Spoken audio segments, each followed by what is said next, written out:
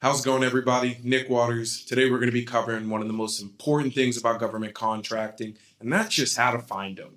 There's a lot of different ways to search for contracts, especially in 2026, where there's a variety of contracts that we can go after. So today we're going to be pinpointing some of the easiest ways to search, find, and submit contracts. So let's hop in.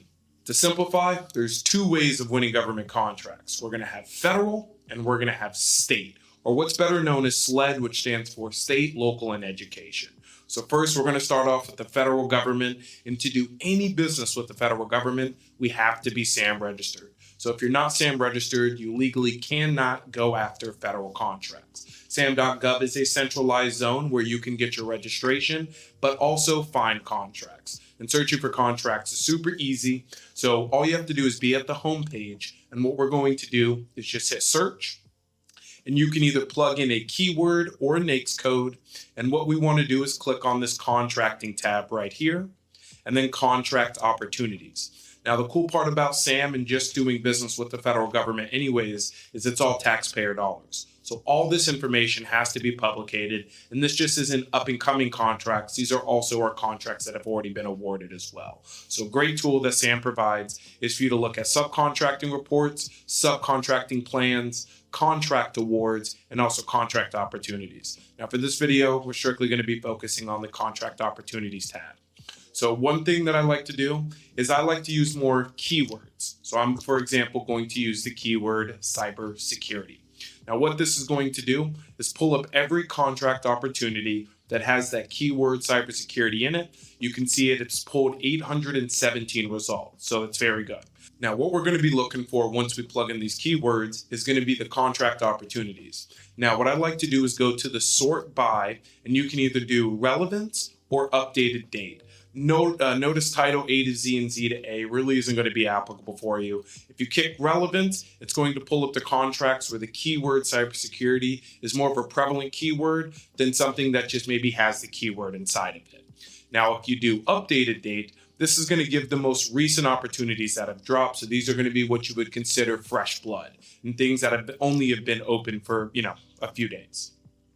And so what you can do is you can scroll down in any of the contracts. And obviously there's a lot of stuff that goes in a contract. Just because it shares a keyword does not mean that it's actually going to match what your company does. So just because you funnel this down doesn't mean that you're going to get all the contracts that fit what you do. So we have to sniff through them and see exactly which ones are going to be the best fit for us. So we would scroll through, and once we find, for example, a contract that we want to bid on, SAM.gov is going to provide all the information that we need on the contract. You can click on the contract and scroll all the way down.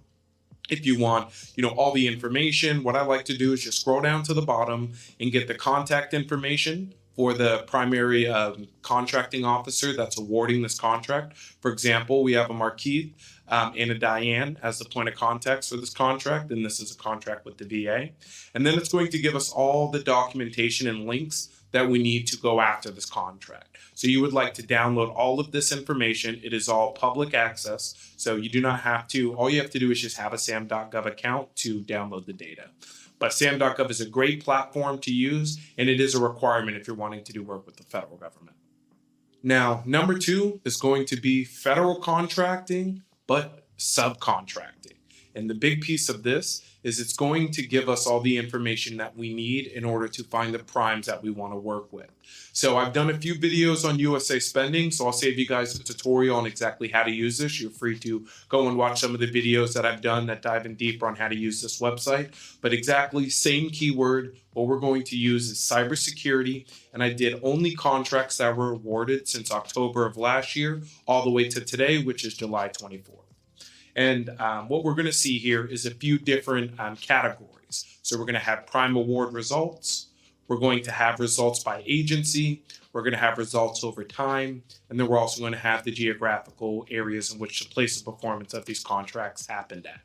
Now, what we're focused on is subcontracting. So when you do this, you don't need to scroll at all. The first category is going to be exactly what we're looking for, and the prime award results are going to be giving us all the contracts that have been awarded. Now, a filter that I like to go and use is if you just take this little bar here, it'll give you exactly what the contracts were and like the descriptions of them. And then what I like to do is scroll over to the award date. So this is going to tell you exactly when the contract is going to start. Now you're going to see there's going to be several of these contracts, about a dozen, that have already been awarded, but the contract itself actually hasn't started yet. So these are always a list of the companies that are actively winning the contracts that you would be going after, and it's the exact same process. You go through the descriptions of the contract, you find ones that are applicable to you, and when we find one that is a good fit for you, it's not going to be the contract itself that becomes the focus. It's going to be the company that won it. And a lot of these contracts, most of the time, will require a subcontractor if that contract is over $750,000. So keep that in mind when you're looking at this data. Typically, a $64,000 contract isn't going to require a sub, versus a contract, for example, that is like 1.5 million would require a subcontractor. So when you see those larger opportunities, don't let that intimidate you. Those actually are the exact companies that you want to be reaching out to. But for this, you're going to get the list of all the different companies. And again, if you're in a remotely popular industry like cybersecurity or construction or plumbing, there's going to be so many opportunities. There's going to be primes you've never heard of in your life that are currently winning these contracts. So if you need a capability statement, because you're going to have to reach out to these companies and introduce yourself. And this is where you get into more outbound government sales, but it's the exact same process. You search for contracts that match what you do. And when you find a company that is on a contract currently or has a contract that's going to start in a few months, you can gather their information. The only thing you need is the UEI number. And you can take that UEI number and pull up their SAM record. You can pull up their business information and contact information. This number is going to be everything when you're subcontracting. So make sure when you find these companies, you also put the UEI number, so that way you can pull any of the data that you need. And then we start the outbound sales process, which is emailing and calling and trying to get to the point of contacts that are exactly winning these contracts now, and present yourself as a solution. Now, number 3 is going to be SLED contracts. And again, what SLED stands for is state, local, and education. Now, this is really going to be the exact opposite of the federal government, right? The federal government operates all through, about a dozen total websites, right? So it's very easy to funnel these websites down where all the information is hosted on these platforms, which gives out, sometimes too much information, but information nonetheless that we can use to gather the information that we need to go after the contract. Now, SLED is the exact opposite. Everything is independent. The cities are independent. The counties are independent, and the state is independent. And there's a lot of cities in the country. There's over 14,000 procurement portals on the SLED market. So when you are in, for example, I'm in Clearwater, Florida, which is inside Pinellas County. So the city of Clearwater has its own procurement site. Now, there's about 7 different cities in my county. All of them have their own separate procurement portal. So just to do work in all the cities and the county of Pinellas County, I have to do a total of 8 different registrations. That's going to be the city of Clearwater, the city of St. Pete, the city of Dunedin, the city of Largo. These are all different cities that have their separate portals that we have to register under. So to make it simple, you can do exactly what I put in the search bar. Take your city, take your state, and just Google government contracts next to it. And that will pull up the individual portals for your city. So what you're going to see here is I pulled up all 3. I pulled up the city of Clearwater, which has the doing for business for Clearwater, where it's very similar to a SAM.gov. You have to register in it, put all your information, and there's going to be a bid board that we can go on to look at opportunities. Now, the cool part about this is if you are a company that operates in a field that is remote, this is you have a very large marketplace to work with. So there's going to be, again, hundreds of different cities and counties that you can get registered for. And not to intimidate you, because it is a lot of different websites that you have to get registered on, we do have a process to help simplify that we'll be covering later in this video. But in general, just kind of keep that in mind when you're doing SLED contracts. State is separate from the county, which is separate from the individual cities. All of them require their own procurement portals. And if you're not registered on these portals, you cannot bid on your contracts. So again, keep it easy. Clearwater, Florida, Gov Contracts, then state, Florida, government contracts, then Pinellas County, government contracts. And you'll see there was 3 separate portals for every single one of them. So just make sure you understand what service areas you guys want to work in. And once you have that, start getting registered on the platforms that are handling the SLED market in your area. Now, step 4 is going to be for my folks who are selling products to the government. So the government has a specific agency that's called the Defense Logistics Agency that is the main consumer of all products in the country. DIBBS buys over 16 million different products from the government. So there's a high chance that either yourself or a vendor that you're working with has a high potential of products that they're already selling that the government is buying currently. So what you do to go in and find DIBBS is you can use a few different numbers. If you just Google DLA DIBBS, or just use this direct link, dibs.bsm.dla.mil, and you paste that in your search bar, it's going to bring you to this homepage here. Now, what I like to do is, so it's a little bit different for DIBBS. So for contracts, they have NAICS codes. For DIBBS, they use what's called a Federal Supply Code, or what's known as an FSC. So what I like to do is go to the search category and switch it from the NSN part number to Federal Supply Class. And every product has their own federal supply class. You could just, again, simple Google of your product and just put, for example, I did medical supplies. So I did medical supplies DIBBS number, and it's going to give me the FSC code that I need, which is 6515. So this is the classification that we're going to put inside of DIBBS when we're searching for the contract. And all you have to do is switch the category to federal supply class, paste in the 6515 FSC number, and hit search. And what it's going to do is pull up every single product that's under that FSC code. So what it's going to give you is the part number. So if you want to search up the exact part, it will tell you exactly what the part is or the company that's currently manufacturing it. You can click on and see exactly what the name of the exact product that they're looking for, the solicitation ID number, where you can view the package, the RFQ and quote status, the purchasing request, the issue date, and the return date. So it's going to give you a ton of options. And again, the government purchases 16 million products. So you're going to see just for these contracts under this one FSC code that there's 2,235 records found. So we're talking tons of different products and services. And not only does the government post exactly what they're wanting to buy, they're going to tell you exactly how much they bought it for last time.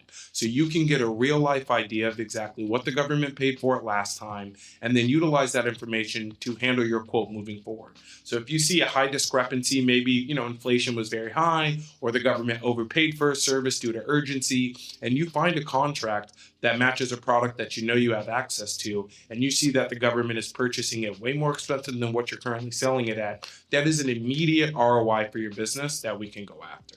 So DIBBS is a great platform to use, and it goes very deep, but this is actually the easiest bidding process, better than any RFP that you're going to go after.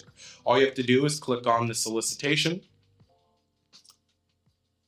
and it's going to save the document, and all you have to do is just pull up the document. And what I like to do is scroll down to this part here. So this is going to be under section A. I believe this is on the 5th page. And what you're going to see here is the contract number, the quantity. Let me zoom this in a little bit for you guys. There we go. All right. So it's going to show the cage number, the contract number, the quantity of what they bought it for, and the unit cost. So for example, the last time they purchased this was in 2023 on February 14th. They bought 30 of them at a total cost of $20.42. So if you sell this particular knife that they're asking for, and again, let's say, for example, you guys are currently selling it at $15 or $16, you know that you would immediately have an upsale of at least $4 since the government purchased it last time. And they purchased this knife specifically all the way up to almost $23. So again, very quick ROI and very easy to use. And again, the bids are very, very simplified. Alrighty, now for number 5, it's going to be something that will help companies simplify this all. It's not a paid ad. I do not work for HireGov or any of these companies here. So these are just different platforms that I use to help a lot of my clients find government contracts. And there's a lot of third parties out there that instead of using all these different federal websites and all these different city and county websites, there's platforms out there that have taken all of these different platforms and put them in a one hub. So the exact one that I'm using today is going to be HireGov, but you have HireGov, you have Select GCR Pro, you have BidNet, BidBanana. There's tons of different platforms that utilize a structure like this where it takes all the different city and county and state and federal contracts, puts them in a one platform that makes it a lot easier to use. Most of them do cost money, and if there's free, they are very limited in terms of the amount of contracts that they have. But if you're going to be aggressive in this market and really move forward in government contracting, I think it's a no-brainer to purchase these things just because it makes your time finding contracts so much easier. So HireGov is very simple. What they're going to have is a federal and state section. I am on the state section just because you can include the additional contracts that they have for the federal into your search as well. So what you're going to see here is I use the exact same keyword, cybersecurity. But what I like to do is this allows you, the cool part about platforms is they do make it a little bit easier for you to find contracts that are more suited to your liking. So instead of just searching for any contract that has the keyword cybersecurity, what I'm going to do is do just the title. Contracts that have cybersecurity in the actual title of the service. And what you're going to see here is that this is really going to streamline a lot of the contracts that are strictly around cybersecurity. So that makes it a lot easier to go in and find the contract. It does give you all the information that the contract would have on the normal portal. So for example, if I click on this contract here, it's going to have the documents that I need to download to engage in the contract. It's going to give me the description of the contract, the name of the person who's awarding it, and all the information that we need. And for HireGov specifically, and why I like it, is it's going to give you similar active opportunities. So it's also going to funnel contracts that are very similar to the one that you're looking at over to you, so that way you're not potentially missing different opportunities, or maybe you just didn't, put in the right keyword or search term to actually pull that contract up in the first place. So again, there's great parts about being very specific with the government, but it also has its negatives as well. So what you're really wanting to do is just learn how to master this process. And once you master it, it makes so much easier to find contracts. If you are looking for federal contracts, I always recommend using keywords versus NAICS codes, just because NAICS codes are so broad, it's not really going to give you the full scope of everything that's out there. And a lot of the time you end up wasting time searching for contracts that aren't exactly what you do. So the better that you are creating a funnel system that is very narrow, very tight, that once you find contracts that are a good match for that, then you know for sure that they fit exactly what you guys are doing. So again, use more keywords and NAICS codes, or sometimes both, but try to avoid using NAICS codes. That's just your main search criteria for looking for contracts. But I hope this helped you guys and just simplify some of the ways to getting government contracts. If you have any questions, shoot them over. If you like this video, please hit comment, hit subscribe, and I look forward to seeing you on the next one. Take care.